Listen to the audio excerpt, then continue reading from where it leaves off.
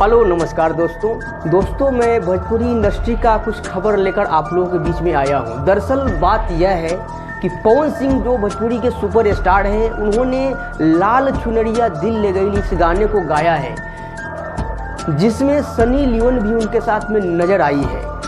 सबसे बड़ा बवाल का मुद्दा यह है दोस्तों कि भोजपुरी दर्शकों को यह बात कहीं न कहीं खल रही है, क्योंकि उनका ये कहना है कि सनी लियोनी की जगह पर कोई दूसरा भी स्टार कास्ट हो सकती थी, लेकिन उन्होंने ऐसा क्यों नहीं किया। साथ ही साथ पवन सिंह का बर्थडे केक भी उन्हीं के हाथों काटा गया है, जिसके चलते भोजपुरी दर्शकों में कहीं न कहीं थोड़ी सी मायूसी झलक रही है। वैसे दोस्तों गाना बहुत बड़े बजट में शूट हुआ है, लगभग 5 करोड़ रुपए लगे हैं इस गाने में। इस गाने का म्यूजिक भी बहुत तगड़ा बना है, बहुत सारे लोगों ने इसमें परफॉर्मेंस की है। इन सारी बातों को दरकिनार करते हुए आप लोग भी जाएं और उस गाने का आनंद लें। तब तक के लिए धन्यवाद दोस्तों।